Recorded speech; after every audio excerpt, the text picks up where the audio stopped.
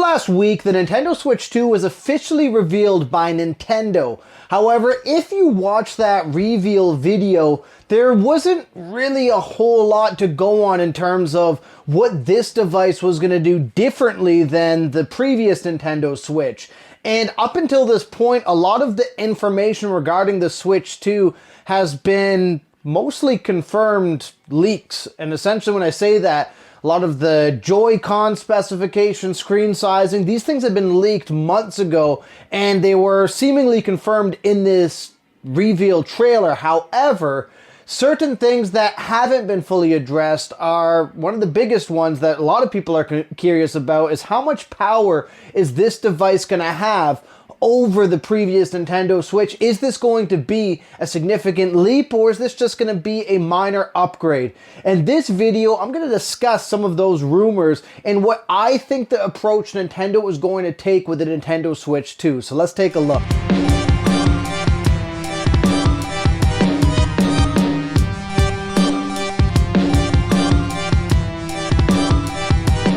One of the biggest deficits of the Nintendo Switch, in my opinion, is that it was using hardware that heavily lagged behind consoles like the Xbox One of that era or even the PS4 of that era.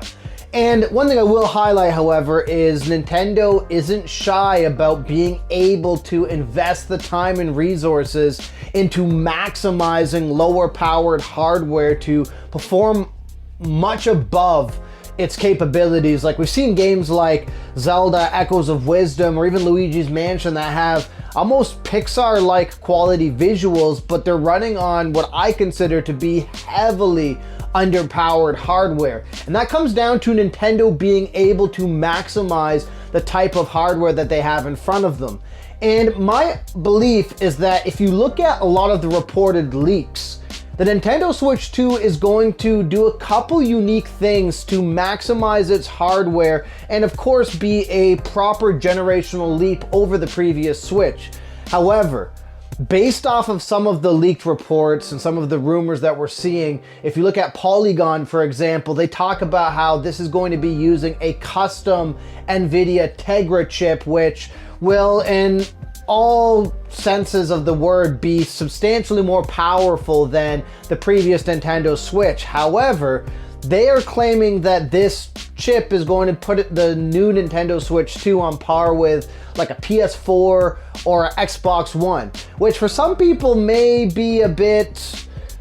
how do I say it, maybe a bit disappointing because we're not seeing this massive visual leap that we would have seen between, you know, the Switch going into an Xbox Series X quality type console. However, I think Nintendo is stuck with NVIDIA for a very strong reason, and that's because NVIDIA has a lot of fantastic technologies that allow incredible upscaling on lower powered hardware. Many PC gamers have used DLSS on their hardware and seen phenomenal results. I myself was able to play Silent Hill 2 Remake with a very low-end PC on medium to high graphics using that sort of technology. So what I believe Nintendo is going to be doing with the Switch 2 is they're going to be capitalizing on that type of technology, especially when it's in docked mode, so gamers can experience 4K quality visuals from their couches, or they can experience strong boosts in performance on existing Switch games and Switch 2 games as they come. Now, with that being said, we also have to understand Nintendo's angle here is essentially they have a device that's captured both the portable and the home market. So you do always have that deficit that we're not going to be getting a Series X in our hands anytime soon due to limitations in that size of hardware and how that's going to operate. So what I mean by that is the Switch 2 looks like it's going to be doing the best of what it can, because if you look at the way this is being positioned, this would probably be equivalent to a Steam Deck in terms of power, and many Steam Deck users are playing AAA current titles on that device quite comfortably. So I think the Switch 2 mixed with